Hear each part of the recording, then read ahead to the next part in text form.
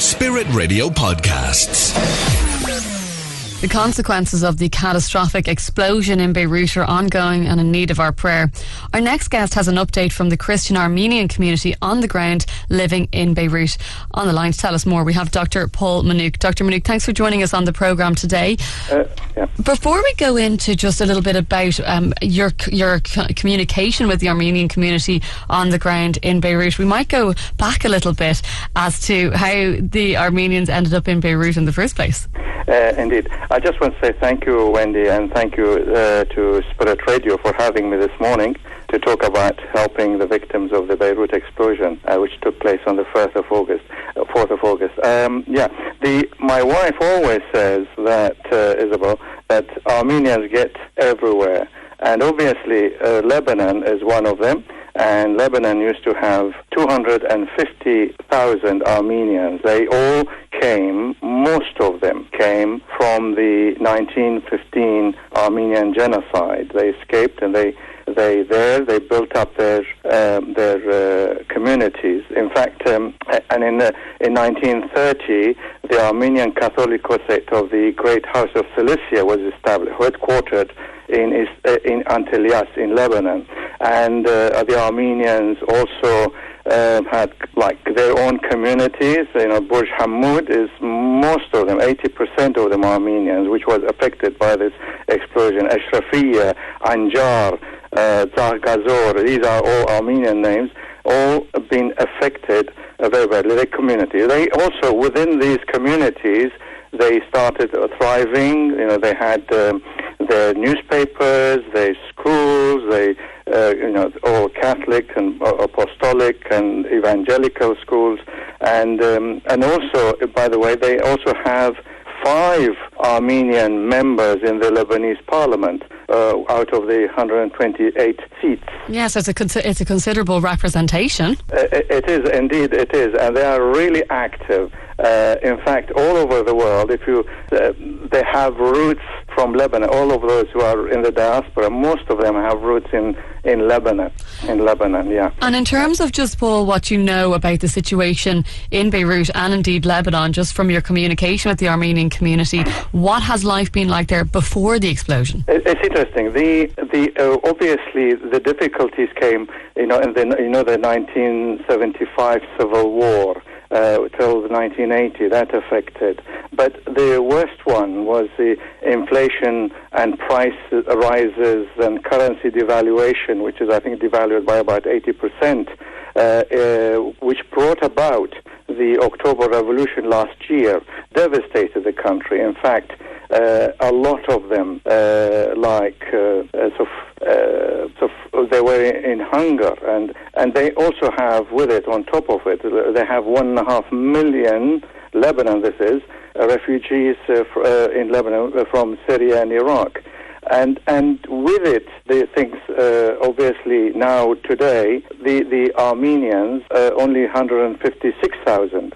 And most of the affected by hunger since October Revolution, hunger, and then you have the coronavirus, that people really they are really of difficulty, and from all over the world sending money. In fact, I just got someone, which has before the explosion, someone donated to food for 3,000 families for 6 months by the name of Armenian, by the name of Bizikian. Very interesting. That, yeah, it's great to see that generosity. And Dr. Manook, tell us a little bit about just the communication that you've had with the Christian Armenian community in Beirut about what has happened since the explosion. Well, when I heard of the explosion, obviously, in the evening of the 4th of August, I phoned my relative, just say how they are and so on, and then he sent me massive amount of photos of destruction of buildings and various schools, and he was a teacher in one of the schools he sent me, and also photos of the nephew's building. Amazing. Destruction all over. I said to you, in all these areas of Beirut, and houses without doors and without windows. 300,000. They said 300,000 people homeless. and obviously because of these areas, our majority are Armenians, so they were badly affected, and so they and I was asking them about, and one of the contacts I had, she is a social worker by the name of Christine Tanilian. She gave me, for example, a report on 4 churches badly damaged: Saint Nishan, Saint Kevok, First Armenian Evangelical Church, Saint Cherishe Catholic Armenian Catholic Church. These are all damaged, badly damaged, and you have 6 churches in also damaged in Burj Hamoud. Haigazan University is well known, established in 1955 and funded by the evangelical churches, completely devastated. You have then the headquarters of the Catholicosate. The windows all broken, glasses, beautiful glasses, all broken. You have 13 Armenians died, 250 injured, homeless, lots of businesses gone, collapsed, ruined.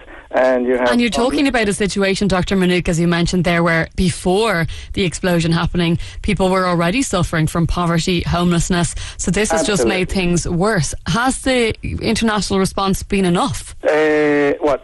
Before or after? Now, in terms of the current situation of rebuilding. Well, there are obviously a number of Armenian organizations.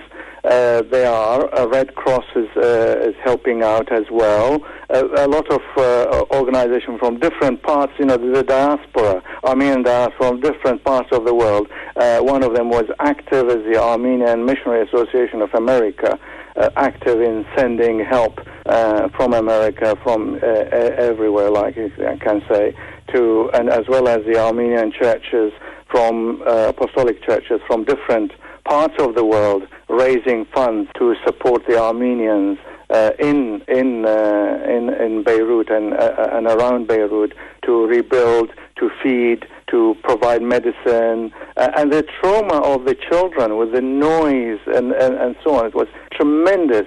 Christine tells me about it. Yeah, the trauma of children, it's beyond. A friend of mine said that the explosion is equivalent to 10th of the Hiroshima bomb. It's hard to picture that, and I suppose, Dr. Manook, people listening, when they're hearing especially just the impact on families, on children, they'll want to know, well, what can we do to help? Well, obviously I personally took, when I heard this and so on, I immediately, the next morning, I sent to all my friends and also to all churches and denominations that I know of and so on, and sent them letters if we could support to these. And I particularly wanted to support the school that I was involved, as well as the families, to send them help. And I think the people were generous in responding. I must admit, they were very generous in responding. And for example, people could help in support, financial support, and also pray for Lebanon, because Lebanon was the, if you can say, center of saints, center of evangelism, center of Bible teachers, producing Bible teachers for all over. And we need to support our brothers and sisters in Lebanon, in Beirut, and particularly, obviously, I'd like, as an Armenian, I would like to support to my people and alleviate all these suffering. It's been going on for some time, I must admit. It's not just after explosion exploded it and so on, but it was very bad in every way. Unemployment used to be more than 30%, and it's devastating. Well, thank you so much for it. It's really important that we get an update when you're chatting to people directly on the ground. Dr. Manook, thank you so much for joining us on the programme today. Thank you very much for having me. I'm so grateful to Spirit Radio. And if anyone would like to contact me through Spirit, I'm welcome. Thank you so much. That was Dr. Paul Manook there, just giving us an update on the situation in Beirut with his connections with the Armenian community on the ground there. Thanks for listening to our Spirit Radio podcast.